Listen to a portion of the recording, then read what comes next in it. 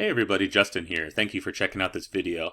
In this video, I want to talk about HHI for diversification in your investments. With a disclaimer, I'm not a professional or qualified financial advisor. And if I was, I would not give out advice shotgun style to random people on the internet that I don't know their specific situation. So run everything by, this is just my own thoughts. You can take it for education or entertainment. Some things that I do. Of course, everything I say I believe is true. But let me talk about this. So diversification is one of those principles that is usually pretty good. Just because something is diversified, though, doesn't mean that it is good, or it doesn't mean that because something is super concentrated, like if you invest in only one stock, for example, that doesn't mean that is bad. Reality is usually, somewhere between. But in general, diversification spreads out the risk a little bit. Because again, it's like all your eggs in one basket type of thing that, yeah, you could invest in a company and that does fantastic. But if something happens, and if, right, it could go very badly for you. So diversification in general helps spread out risk. But a question comes up like, how diversified am I? And that's a great question. And you can look at that in a portfolio as a whole. And you can also look at that within asset classes like precious metals, treasuries, or stocks, or anything else. So there's this Hirschman-Herfindahl index. You might see it as Hirschman-Herfindahl or Herfindahl-Hirschman, but just let's call it HHI.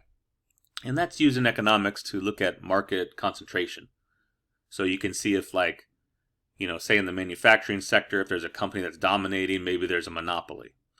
Or maybe you're in an economic sector where that's not the case, and every company's on equal footing, and maybe it's what would be like perfect competition. I also found that this idea, either the same or just with a little modification, is used in biology to talk about like Simpson's biodiversity index. But here's how kind of this comes about. So say you have 3 stocks, A, B, and C. And you have a total you've invested in each one, A, B, and C again. If you calculate the sum of those, just call that S. So you can think of the market share for stock A as A divided by S. It's like what percent of S is taken up by A, right? That ratio. And so you can call those concentration ratios, from economics. Similarly, you'd have a B divided by S and a C divided by S concentration ratio. Now the Hirschman-Herfindahl index is just the sum of the squared concentration ratios. That's all it is. So you're going to get a single value. And again, you can do this, and I recommend, across all of your assets or within an asset class. So what is the range of the HHI and the interpretation? Well, if you only had one stock, say you only had stock A, then A divided by S equals 100. Why? Because A is equal to S. And 100 squared is 10,000. So the maximum HHI can be is 10,000. In the economic sense, that would mean it's a monopoly, like a literally perfect monopoly. Or in the investing sense, it's total concentration or non-diversification. So how small can it get? The minimum of it is 10,000 divided by the number of stocks that you have. And that is, what would be in the economic sense, perfect competition. Or in the investing sense, I say it's like index type of situation. And that would only occur when there are equal dollars in each stock also. Now that's something that people might consider diversification, or balanced. And again, just because something is diversified, it doesn't mean it's better. It's just, because I like to call, sometimes diversification can be diversification or diversification. It's not necessarily an improvement. You still have to assess what you're investing in, right? And if I didn't already mention it, just because you're concentrated doesn't mean that's bad. You could be concentrated in things that are doing just fine, or will be doing fine. So, again, it's not a black or white situation that concentration's bad, diversification's good, or vice versa. But it's just a way to kind of measure it somehow. So you can set up, you can monitor your HHI over time, again, across the whole portfolio or within asset classes. And this might tell you to, well, it might just provide information. You might take action like distributing, moving things around, buying, selling, that type of thing. I personally just like to look at it over time. If I find that something's getting concentrated, I might pay more attention to it and assess risk. But you can do things like, you can set up bounds.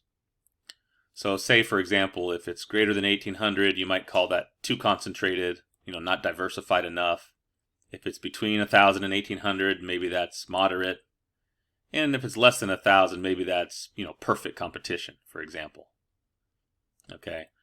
Or, you can set up a chart like this, like if you have, 5 or less, maybe it's not diversified enough. If you have between 6 and 10 stocks, maybe that's moderate, and above that would be diversified. So it's kind of these ranges are really up to you and your experience. I